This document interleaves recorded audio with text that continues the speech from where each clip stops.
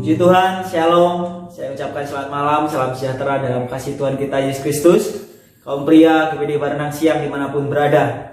Saat malam hari ini, walaupun masih dalam ibadah online, biarlah tidak mengurangi rasa ucapan syukur kita. Kita menaikkan pujian penyembahan kita sebelum kita mendengarkan kebenaran firman Tuhan.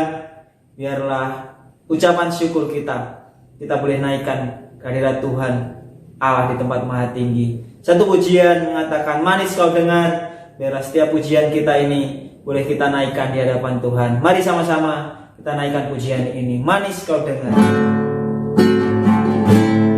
Ya Tuhan, aku hendak bernyanyi bagimu selamaku. Ya Allah,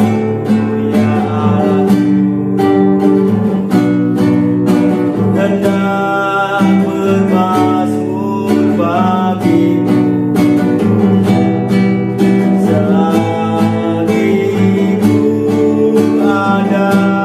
Kembali kita angkat pujian ini.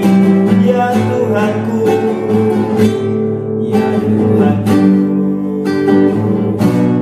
aku hendak bernyanyi bagimu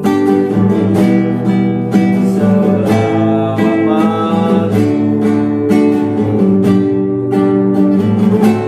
Ya Allahku, aku hendak bermazmur bagimu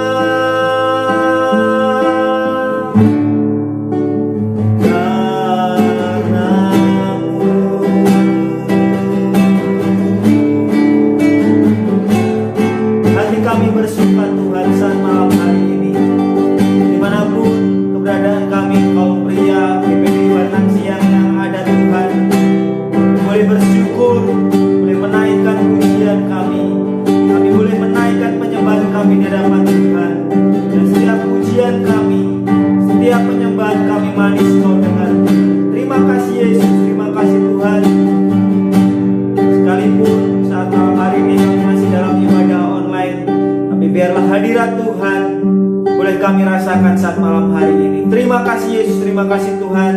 Sebentar kami akan mendengarkan renungan firman-Mu. Biarlah Tuhan meteraikan setiap benar firman-Mu, bukakan, singkapkan rahasia firman-Mu, sehingga boleh menjadi rema dan kekuatan bagi kehidupan kami, untuk kami boleh tetap setia dalam pengiringan kami akan Engkau. Terima kasih Yesus, terima kasih Tuhan. Kami akan sambut firman-Mu hanya di dalam satu nama yang heran, yaitu nama Tuhan Yesus Kristus, Allah dan Juru Selamat kami yang hidup. Haleluya, puji Tuhan. Amin. Puji Tuhan. Bapak-bapak, kaum pria yang ada, biarlah saat malam hari ini kembali kita akan merenungkan firman Tuhan. Ya.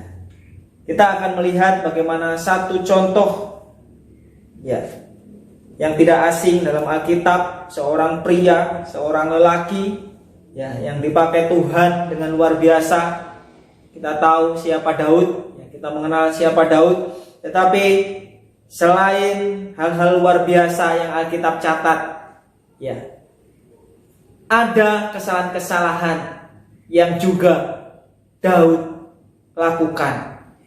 Daud bukan 100% orang yang luar biasa, 100% benar. Tapi Alkitab juga mencatat bagaimana Daud ini juga memiliki kesalahan-kesalahan. Dan ada dua ya kesalahan atau kejatuhan yang besar yang dicatat Alkitab yang dilakukan oleh Daud. Yang pertama tentu kita tahu bagaimana ketika dia jatuh, ketika dia melihat Batseba. Ya. Bukan barang kali ya. Ketika seseorang pria, seorang laki-laki melihat kemolekan seorang wanita yang demikian rupa. Bahkan saya mau katakan Daud pun bisa jatuh di sana. Kurang apa Daud di hadapan Tuhan. Tetapi dengan yang namanya wanita, Daud bisa jatuh. Itu kejatuhan, salah satu kejatuhan terbesar Daud. Daud jatuh karena Batseba. Yang kedua yang kita catat, kita bisa lihat tadi bagaimana kejatuhan Daud dalam 2 Samuel 11. Bagaimana Daud jatuh karena Batseba. Bukan hanya jatuh dari berdiri terus jatuh tergeletak, bukan. Tapi bagaimana imannya rontok, ya. Kerohaniannya jatuh. Ya. Itu hal yang pertama. Yang kedua, kita mencatat bahwa ada kesombongan dalam diri Daud. Ada kesombongan dalam diri Daud. Kita dapat lihat dalam 2 Samuel pasalnya yang ke-24 ya. Samuel 24 di mana Daud ingin menghitung banyaknya orang Israel dan Yehuda waktu itu. Ya. Kalau kita lihat di sana 2 Samuel 24 ayat 1 sampai selanjutnya, bahkan sampai Tuhan mau menghukum bangsa Israel waktu itu dengan 3 hukuman. Daud disuruh milih A, B, C, silahkan pilih hukumannya. Bapak-bapak bisa melihat ya. Bapak-bapak bisa baca, kaum pria bisa baca di dalam 2 Samuel 24 bagaimana ya Daud diminta memilih oleh Allah. Karena kesombongannya akhirnya bangsa Israel dihukum. Tapi biarlah saat malam hari ini ya, kaum pria yang dikasihi Tuhan, kita mau belajar dari hal positif yang dimiliki Daud. Walaupun ada hal buruk yang dimiliki Daud, tapi kita mau belajar hal positif dari Daud. Daud ini adalah orang yang memiliki kepada si A, si B, si C minta pertolongan, tapi dia kembali kepada Tuhan. Dia peka. Ketika dia melakukan dosa, dia langsung minta ampun kepada Tuhan. Saat malam hari ini, seberapa peka kita terhadap firman Tuhan? Seberapa peka kita terhadap apa yang Tuhan katakan dalam kehidupan kita? Kita lihat di dalam Ulangan pasal 33. Ya, Bapak-bapak bisa langsung buka Yosua, ya, Yosua, karena Ulangan terakhir di pasal 34, 33 tinggal 1 halaman ya. Ulangan 33 ayat 3, di sana dikatakan, Sungguh ia mengasihi umatnya. Semua orangnya yang kudus. Di dalam tangan mulah mereka, pada kaki mulah mereka duduk, menangkap sesuatu dari firman-Mu. Apakah kita menangkap pesan Allah melalui firman Tuhan yang kita dengar setiap hari Minggu, ya? Mungkin dalam doa kita, doa malam Selasa, ya, atau mungkin ibadah-ibadah yang lain. Adakah kita menangkap?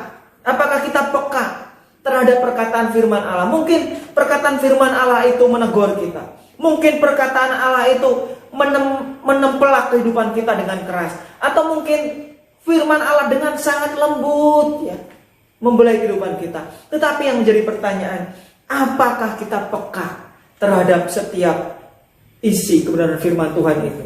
Setiap suara Tuhan yang Tuhan sampaikan melalui firman-Nya.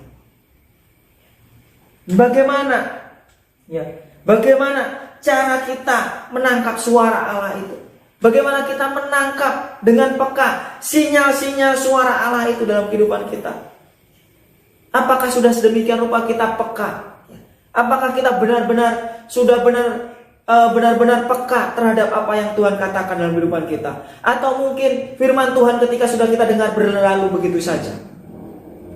Mari sama-sama kita lihat di dalam 1 Korintus, ya. Kita lihat 1 Korintus pasal yang kedua, ayat yang ke-10 dan ke-11. Di sana dikatakan, karena kepada kita Allah telah menyatakannya oleh Roh, sebab Roh menyelidiki segala sesuatu, bahkan hal-hal yang tersembunyi dalam diri Allah. Siapa gerangan di antara manusia yang tahu apa yang terdapat di dalam diri manusia, selain roh manusia sendiri yang ada dalam dia? Demikian pula lah tidak ada orang yang tahu apa yang terdapat di dalam diri Allah selain roh Allah. Bagaimana kita peka terhadap suara Allah? Daud, dia sudah jatuh, tapi dia peka terhadap suara Allah. Dia minta ampun. Mari kita, kaum pria yang ada saat malam hari ini, kita pun mau peka terhadap suara Allah. Kita mau dengar-dengaran terhadap suara Allah. Dan bagaimana cara kita peka menangkap suara Allah itu? Tadi firman Tuhan dengan jelas katakan bahwa kita harus memiliki roh. Ayat 11 tadi katakan, siapakah gerangan di antara manusia yang tahu apa yang terdapat di dalam diri manusia selain roh manusia sendiri yang ada dalam dia? Demikian pula lah tidak ada orang yang tahu apa yang terdapat di dalam diri Allah selain roh Allah. Jadi untuk peka, untuk kita tahu mendengar suara Allah, kita harus memiliki roh Allah, agar kita tahu apa yang Tuhan ingin katakan dalam kehidupan kita. Mari kita peka. Kenapa? Kenapa kita harus memiliki roh Allah ini? Karena sangat bahaya sekali ketika kita tidak memiliki roh Allah, kita tidak memiliki kepekaan, ya, terhadap suara Allah. Kalau kita tidak peka suara Allah, berarti suara siapa yang kita dengar? Suara iblis? Mari kita lihat contohnya. Ya, kembali dalam Samuel. Ya, 1 Samuel. Kita lihat siapa yang tidak mendengar, yang tidak peka menangkap suara Allah. 1 Samuel 28. Ya, kita ke belakang. 1 Samuel 28. Kita lihat di sana apa yang dikatakan firman Tuhan. Ayatnya yang ke-13 dan 14. 1 Samuel 28 ayat 13 dan 14. Maka berbicara raja kepadanya, janganlah takut, tetapi apakah yang kau lihat? Bapak, kaum pria pasti sudah tahu cerita ini, bagaimana ketika Saul pergi kepada seorang cenayang atau dukun, ya, pemanggil arwah. Kalau kita lihat dalam ayat yang ke-9, kita baca terlebih dahulu ayat 9. Tetapi perempuan itu menjawabnya, tentu engkau mengetahui apa yang diperbuat Saul, bahwa ia telah melenyapkan dari dalam negeri para pemanggil arwah dan roh peramal. Mengapa engkau memasang jerat terhadap nyawaku untuk membunuh aku? Ya, itu kata perempuan pemanggil arwah. Lalu ayat 13 tadi katakan, maka berbicara raja, ya, Saul di sini kepadanya, janganlah takut, tetapi apakah yang kau lihat? Perempuan itu menjawab Saul, aku melihat sesuatu yang ilahi muncul dari dalam bumi. Kemudian bertanyalah ia kepada perempuan itu, bagaimana rupanya? Jawabnya, ada seorang tua muncul berselubungkan jubah. Maka tahulah Saul bahwa itulah Samuel. Lalu berlututlah ia dengan mukanya sampai ke tanah dan sujud menyembahnya. Yang jadi pertanyaan, apakah benar yang keluar itu adalah Samuel? Ya, ini menjadi pertanyaan dalam kehidupan kita. Ya. Ketika kita tidak peka terhadap suara Allah, maka akan ada suara lain yang akan menghampiri kehidupan kita. Yang menjadi pertanyaan tadi di sana dia jelaskan, kata perempuan itu, ya, perempuan itu menjawab Saul, aku melihat sesuatu yang ilahi muncul dari dalam bumi. Ya, siapa yang muncul dari dalam bumi? Tentunya iblis yang telah dilempar oleh Allah ke dalam bumi yang paling dalam. Iblis telah dilempar ke sana. Makanya apakah benar tadi yang keluar atau muncul Samuel? Kan? Dan di sini dikatakan ayat 14, kemudian bertanyalah ia kepada perempuan itu, bagaimana rupanya? Jawabnya, ada seorang tua muncul berselubungkan jubah. Maka tahulah Saul bahwa itulah Samuel. Lalu berlututlah ia dengan mukanya sampai ke tanah dan sujud menyembah. Apakah benar tadi Samuel yang keluar? Iblis, bapak pendusta. Dia bisa menyerupai apapun juga. Saul menganggap, oh iya itu Samuel. Padahal yang keluar dari dalam bumi. Kalau itu benar Samuel, pasti keluarnya dari langit, dari atas. Karena Allah adanya di atas. Dan roh Samuel pasti sudah diangkat oleh Tuhan. Tapi yang di sini keluar dari dalam bumi. Sekali lagi, mari jangan sampai kita tidak peka terhadap hal seperti ini. Terhadap firman Tuhan. Hati-hati. Kita harus bisa membedakan mana yang betul-betul firman Allah, mana apa yang menjadi perkataan iblis. Jangan sampai kita disesatkan oleh perkataannya. Dan yang terjadi, ya, Saul akhirnya ditinggalkan oleh roh Allah. Dia pergi kepada ilah-ilah lain. Dia mencari seorang cenayang, seorang dukun pemanggil arwah. Saul tidak peka lagi. Padahal Saul orang yang diurapi, raja yang diurapi oleh Allah. Tapi dia tidak peka. Saul yang kehilangan roh Allah, ya, mendengarkan perkataan seorang pemanggil arwah. Saul tidak mendengarkan hal yang lain. Orang yang tidak memiliki suara Allah akan nyasar, ya, karena tidak memiliki pimpinan Allah. Ketika kita tidak peka, ketika kita tidak mendengar, ya, firman Allah yang benar, maka kita akan nyasar dan kita tidak akan memiliki pimpinan Allah. Dan pimpinan Allah kemana? Tentu pimpinan Allah adalah kepada jalan yang benar. Amsal katakan, ada jalan yang disangka orang lurus, tetapi ujungnya menuju maut. Hati-hati, hati-hati di sini. Rupanya iblis bisa memakai berbagai cara. Ya.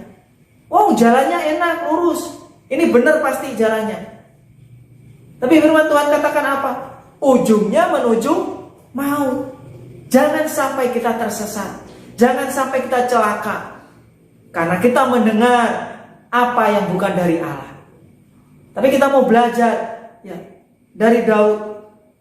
Dia langsung minta ampun kepada Tuhan. Dia mengaku salah, apapun hukumannya dia akan tanggung resikonya. Ya. Hanya Allah kasih ya dalam pasal 2 Samuel 24 tadi. Kalau kita baca secara lengkap, ada 3 hukuman yang Daud suruh milih oleh Allah. A, B, C sudah Tuhan tentukan. Tentunya yang namanya hukuman gak ada yang enak. Jangan sampai karena hal sepele kita tidak peka terhadap firman Tuhan, kita tidak peka terhadap suara Allah, kita nyasar kepada jalan yang salah. Biarlah saat malam hari ini kita mau belajar peka terhadap apa yang firman Tuhan katakan, apa yang firman Tuhan beritakan. Setiap hamba Tuhan sampaikan, kita mau peka. Mungkin itu teguran yang keras, mungkin itu perkataan yang lemah lembut, itu perkataan berkat atau perkataan yang sangat menyakitkan hati kita. Tapi ketika Allah membentuk kehidupan kita, kita percaya ada maksud dan rencana Tuhan yang luar biasa dalam kehidupan kita. Puji nama Tuhan. Biarlah saat malam hari ini kita, kaum pria yang ada, bapak-bapak yang dikasih Tuhan, kita mau peka. Caranya peka adalah mari kita miliki roh Allah. Hanya dengan roh Allah kita akan tahu apa yang menjadi maksud Allah dalam kehidupan kita melalui firman-Nya, melalui kehidupan kita saat ini. Puji nama Tuhan. Biarlah firman Tuhan, renungan saat malam hari ini boleh menguatkan kehidupan kita. Kita boleh peka terhadap apa yang Tuhan mau katakan dalam kehidupan kita. Puji nama Tuhan. Demikian firman Tuhan, tidak saya panjang lebarkan. Biarlah seberapa banyak firman Tuhan yang boleh saya sampaikan boleh menjadi rema dalam kehidupan kita, dan kita boleh semakin dikuatkan, dan kita boleh semakin peka terhadap apa yang Tuhan katakan dalam kehidupan kita melalui firman-Nya. Puji Tuhan. Demikian firman Tuhan. Biarlah selanjutnya saya serahkan. Ya, puji Tuhan. Terima kasih kepada Bapak David yang sudah menyampaikan renungan pada malam ini untuk kaum pria, berbicara tentang bagaimana kita punya kepekaan akan suara Tuhan. Ya, hari ini, malam ini kita bersyukur sebagai kaum pria untuk memiliki kepekaan. Kalau kita seorang ayah harus peka, harus cepat dengar, cepat tanggap dengan suara anak kita sebagai seorang ayah. Sebagai seorang suami yang peka ketika istri ada keluhan, ketika istri mungkin meminta sesuatu, kita harus peka. Kenapa? Ya, maaf, binatang-binatang pun mereka ada kepekaan. Kalau kita melihat contoh, ya bagaimana ketika ada bencana, ya binatang-binatang mereka sudah ada kepekaan, akan terjadi apa? Itulah kepekaan. Cepat bertindak, mudah untuk menangkap sesuatu, mudah untuk melakukan sesuatu, ya dia dengan mudah menangkap sesuatu, ya untuk kebaikan. Malam ini kita belajar bahwa kalau Daud dia tahu bahwa dia berbuat dosa, dia sadar, dia peka bahwa itu sebuah kesalahan, dia tidak menutup-nutupinya, ya dia coba untuk menyadari itu dan dia mohon ampun kepada Tuhan. Kepekaan akan dosa itu hal yang luar biasa. Ya bapak-bapak, kita bersyukur buat malam ini. Mari kita akan tingkatkan kepekaan kita. Kalau mungkin kita bisa penyakit COVID ini membuat orang tidak bisa peka. Ya, peka akan penciuman. Ya, rasa. Tidak bisa peka, tidak bisa tahu mencium apa. Nah, hati-hati. Ya, orang mulai gelisah ketika dia tidak bisa tidak ada kepekaan untuk mencium bau kayu putih, bau apa ya, tidak terasa makanan. Nah, kalau kita mengerti bahwa ada sesuatu yang tidak beres ketika kita tidak peka, nah kita akan sadar ini bahwa ini sebuah hal yang perlu kita bertobat, ya. Karena kepekaan ini akan membawa kita kepada sesuatu yang pemulihan, ya. Tidak akan terjadi bencana yang lebih besar lagi, ya. Ketika orang tahu itu akan ada tsunami, peka, oh iya air laut turun, kita harus cepat naik, ya. Yang mungkin yang di pinggir pantai ya harus peka, ini air Pantai mungkin sudah ada gempa, ada air pantai mulai menurun. Harus peka dia cepat. Anak-anak Tuhan, kaum pria, bapak-bapak malam ini, mari apakah kita masih ada kepekaan dengan suara Tuhan? Ketika Adam dan Hawa, ketika Hawa mendengar suara iblis, perkataan ular, dia tidak peka akan suara Tuhan. Ya, dia sebenarnya sudah tahu, tapi seringkali kita tidak peka. Dia lebih condong pada suara ular, dia lebih peka akan suara ular, dia lebih menyetujui suara ular, sehingga kepekaan akan suara Tuhan sepertinya diabaikan.